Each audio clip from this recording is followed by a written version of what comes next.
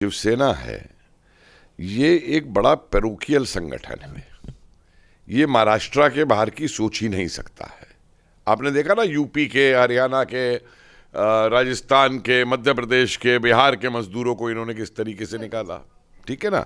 तो ये अपना वो जो मराठा मानुष पता नहीं क्या बोलते हैं, ये उसके अलावा कुछ सोच ही नहीं सकते हैं। तो अब ये चाहते हैं कि शरद पवार जो है वो ऊपर आ जाए। और भाई ठीक है, बहुत पैसा है शरद पवार जी पे, मंडियों के मालिक हैं वहाँ पे, और आजकल वो मंडियों के मालिक होने के बावजूद भी किसानों के वो खुदा बने हुए हैं। तो ठीक है, करे कोशिश, अच्छा है ना कि उस शरद पवार को एक कांग्रेस का प्रेसिडेंट बनवा दें। तो शिवसेना कांग्रेस में ही क्यों नहीं मिल जाती जाकर के? शिवसेना भी कांग्रेस में मिल जाए, शरद पवार भी कांग्रेस में मिल जाए, फिर देखते हैं मजा कैसे राहुल और सोनिया इनको बनने देते हैं कांग्रेस का प्रेसिडेंट। अच्छा, प्रेसिडेंट को लेकर भी सामना में ये लिखा गया कि जिस तरीके से सोनिया गांधी ने अभी तक अध्यक्षता बनकर जो सारी जिम्मेदारियां संभाली हैं वो तो ठीक है, पर उसके बाद सामना में ये लिखा जाता है कि आगे के लिए क्या। क्योंकि राहुल गांधी को लेकर भी वो ये कहते हैं कि व्यक्तिगत तौर पे ये कहते हैं कि जिस तरीके से वो किसानों को लेकर ढंग से आवाज नहीं उठा पा रहे हैं, राहुल गांधी का मजाक उड़ाया जाता है, प्रियंका वाड्रा को गिरफ्तार कर लिया जाता है, इस तरीके की बातें क्यों लिखी जाती है? शरद पवार ने पहले महाराष्ट्र को चलाया है, तो उस समय बाल ठाकरे साहब क्यों विरोध करते थे फिर शरद पवार का? हैं, आज शरद पवार इन्हें बहुत अच्छा लगने लग गया है, तब उस जमाने में क्यों शिवसेना पर विरोध करती थी इनका, शरद पवार का? और जो पिछला चुनाव हुआ है, उस चुनाव में क्यों गाली गलौच हुआ था इन लोगों के बीच के अंदर?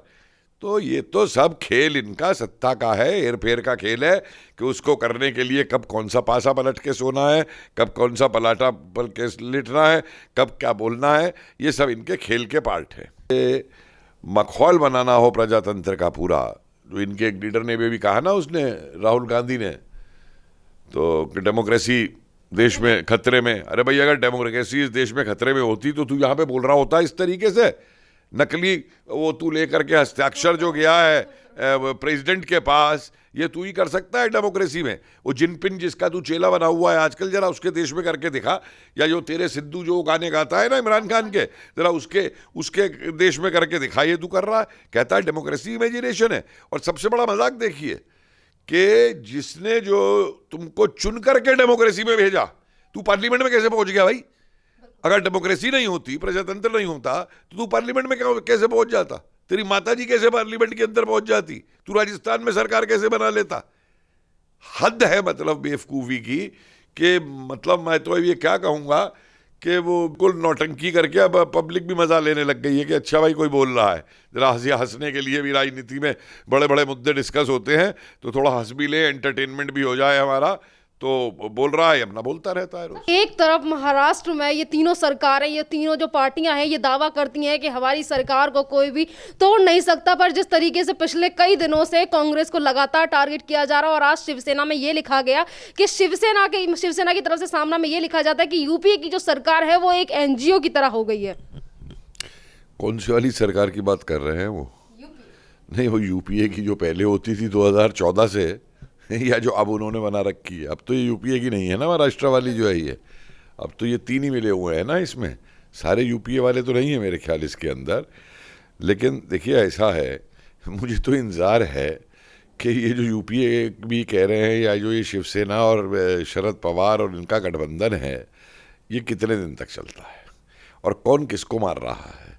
हर कोई ये समझता है, शिवसेना ये समझती है कि इस सरकार को हम चीफ मिनिस्टर बन के चला करके, और हम कांग्रेस को और उसको ख़त्म कर देंगे शरद पवार को। शरद पवार ये समझता है कि जो नीतियाँ ये चला रहा है चीफ मिनिस्टर, तो काम तो ये कर रहा है, बदनामी इसकी है नाम की, काम हमारे हो रहे हैं, हम इसको ख़त्म कर देंगे। कांग्रेस समझती है हम इन दोनों को ख़त्म कर देंगे। तो अच्छा, इनकी तीनों की बंदरबाट जो है वो कितने दिन तक इनकी बंदरबाट चलती है, ये देखते हैं ज़रा इसकी। और सर, आजकल शिवसेना की तरफ से शरद पवार को लेकर भी वकालत की जा रही है। उन्होंने ये कहा है कि अगर यूपीए की कमान हम शरद पवार के हाथ में सौंप दें तो पीएम नरेंद्र मोदी का मुकाबला कर सकते हैं। देखिए, ये जो शिवसेना है, ये एक बड़ा पैरोकियल संगठन है। ये महाराष्ट्र के बाहर की सोच ही नहीं सकता है। आपने देखा ना, यूपी के, हरियाणा के, राजस्थान के, मध्य प्रदेश के, बिहार के मजदूरों को इन्होंने किस तरीके से निकाला। ठीक है ना। तो ये अपना वो जो मराठा मानुष पता नहीं क्या बोलते हैं, ये उसके अलावा कुछ सोच ही नहीं सकते हैं। तो अब ये चाहते हैं कि शरद पवार जो है वो ऊपर आ जाए। और भाई ठीक है, बहुत पैसा है शरद पवार जी पे, मंडियों के मालिक हैं वहाँ पे, और आजकल वो मंडियों के मालिक होने के बावजूद भी किसानों के वो खुदा बने हुए हैं। तो ठीक है, करे कोशिश, अच्छा है ना कि उस शरद पवार को एक कांग्रेस का प्रेसिडेंट बनवा दें। तो शिवसेना कांग्रेस में ही क्यों नहीं मिल जाती जा करके?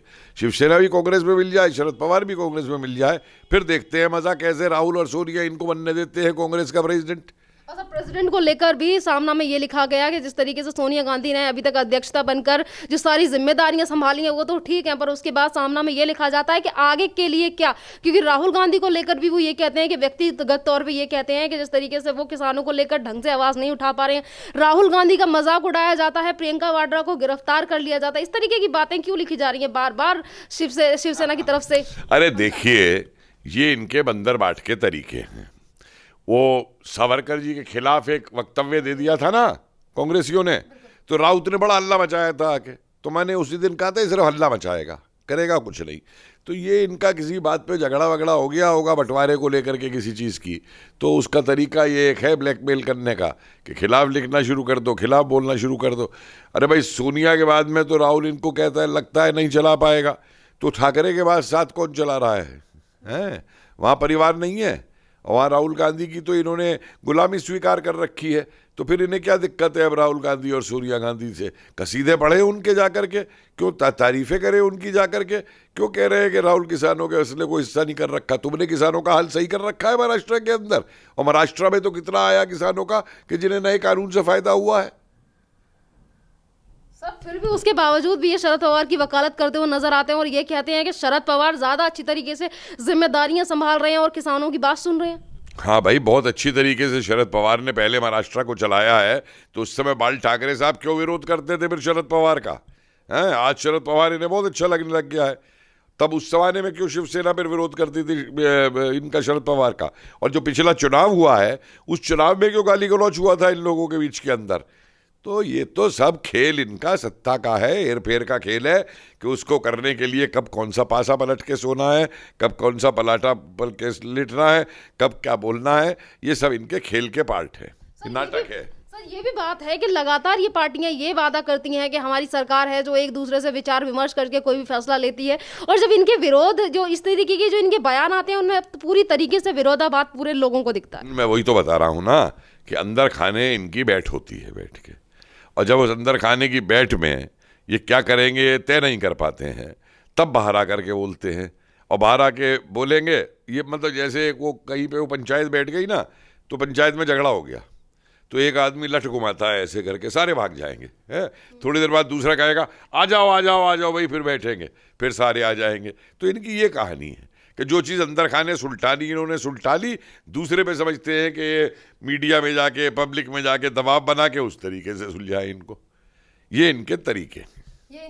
सर, ये भी बात है कि बार बार कभी एनसीपी इन पे हमला करती है कांग्रेस वालों पे, और कभी शिवसेना भी। कुछ दिन पहले नवाब मलिक का भी ये कहना था कि राहुल गांधी जो है वो अच्छी तरीके से जिम्मेदारियां नहीं संभाल पाते अपनी। देखिए, ऐसा है कि राजनीति में कुछ बड़ी मजेदार चीज़ें होती हैं। कांग्रेस में हर बार एक नौटंकी होती है चुनाव के बाद में, और नौटंकी ये होती है कि साहब वो कांग्रेस का अध्यक्ष बदलना चाहिए, चुनाव होना चाहिए, ये होना चाहिए। दो चार जने उस पर चिल्लाते हैं, तो ये दूसरे वाले समझते हैं कि शायद कांग्रेस में झगड़ा शुरू हो गया है तो हम इसका फ़ायदा उठा लें। इन्हें यही मालूम कि वो पूरी नौटंकी है, वापस उसको राहुल गांधी को बिठाने के लिए ला करके उसके ऊपर तो 2 दिन नौटंकी चलेगी कि इसको हटाओ, चुनाव हो, फलाना हो, 2-4 नाम फेंके जाएंगे, वो फिर कोई वापस आ जाएगा। तो जब ये किस्सा हो रहा होता है तो ये एनसीपी और ये शिवसेना वाले समझते हैं कि अरे भाई वाकई में झगड़ा हो गया है कांग्रेस में, है, तो ये भी फ़ायदा उठाना चाहते हैं बाहर से आके, तो ये भी कह देंगे हाँ जी वो ठीक नहीं कर रहा, वो ठीक नहीं कर रहा, चुनाव होना चाहिए। और जब फिर देखते हैं कि मामला ठंडा हो गया कांग्रेस के अंदर, फिर उसके पीछे गुलामी करने पहुंच जाते हैं। सर, जितनी भी तरीके की चीजें महाराष्ट्र में इन सरकार के बीच हो रही हैं, कभी ये गुट इसके बारे में बोलता है, कभी ये गुट इसके बारे में बोलता है, और जब इनकी सरकार की गिरने की बात आ जाती है सोशल मीडिया पे लोग तमाम तरीके से बातें करने लगते हैं और ये कहते हैं कि ये सरकार ज्यादा दिन नहीं टिकने वाली। और जब इनसे कोई मीडिया कर्मी, इनसे कोई या फिर मीडिया रिपोर्टर इनसे इन सारी चीजों को लेकर सवाल पूछता है तो ये बोलते हैं कि हमारी पार्टी को, हमारी सरकार को तोड़ना असंभव है, ये तीनों हमारी पार्टियां अच्छी तरीके से काम कर रही हैं।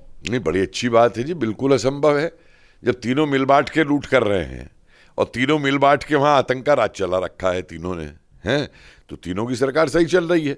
तो वो चलाएंगे, तो मिल बांट करके। और मैं बता रहा हूँ आपको, ये चलाएंगे। इनकी जो है ये लूट पूट ये सब चलती रहेगी।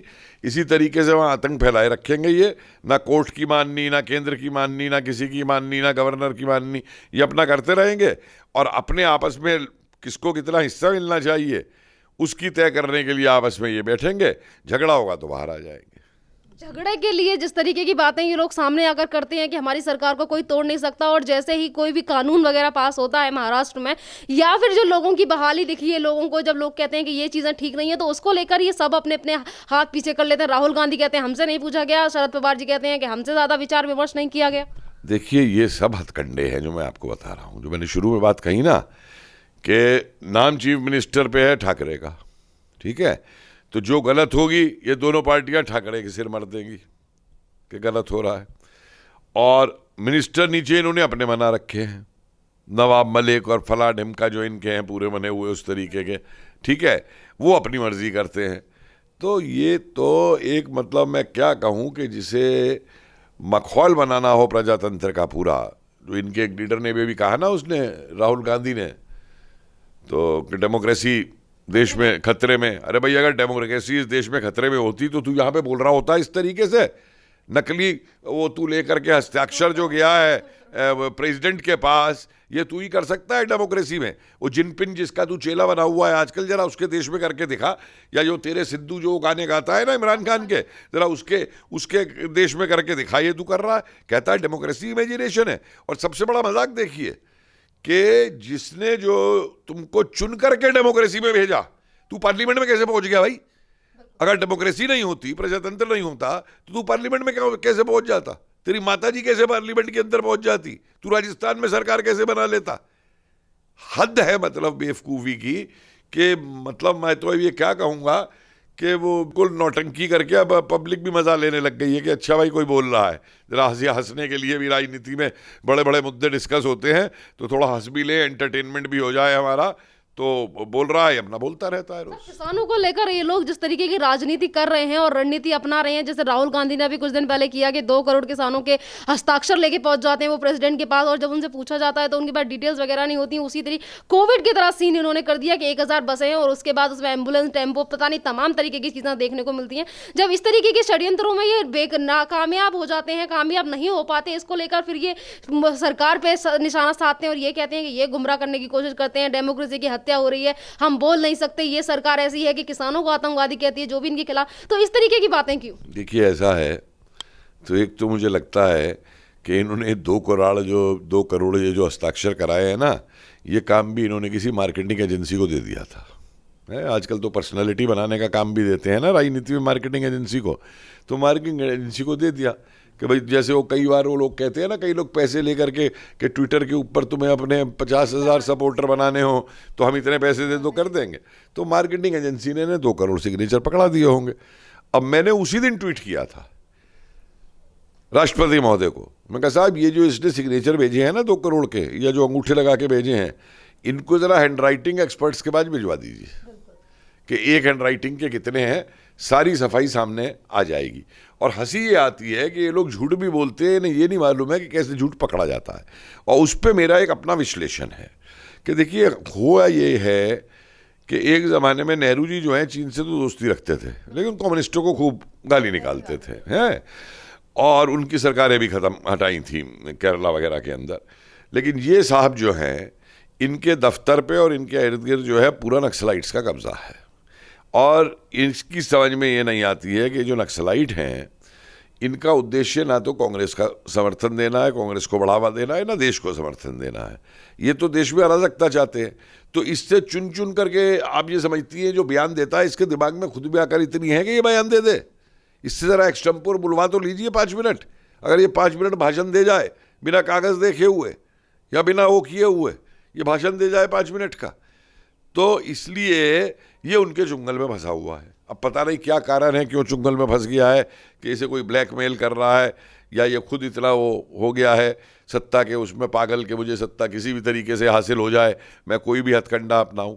ये समझती है ये कर सब के अराजकता फैला करके ये मोदी जी को हटा सकते हैं अगले 5 साल तक, जब तक चुनाव नहीं होते 24 तक। ये प्रजातंत्र है। संजय राउत जिस तरीके की संपादक हैं वो सामना के, और तमाम तरीके की चीजें वो जिस तरीके से लिखते हैं, और एनसीपी और ये एक दूसरे की जो पार्टियों के गुटों के ऊपर जो हमला करते हैं, तो आपको क्या लगता है कि ये सरकार कितने दिन और चल पाएगी? मैंने पहले भी ये कहा था कि ये मूर्ख आदमी है, नोटी बॉय। मैं इस पे कमेंट ही नहीं करना चाहता इस नोटी बॉय के ऊपर, क्योंकि ये नोटी बॉय जो है ये इतना नोटी है कि जो चाहे इसके मन में जब चाहे बोल देता है, और इसको अकल तक नहीं है। उस दिन बोल दिया था कि कोर्ट जो है हर हस्तक्षेप क्यों करता रहता है, किस चीज़ के अंदर है, तूने संविधान पढ़ा है तूने देश का जो तू बोलता रहता है।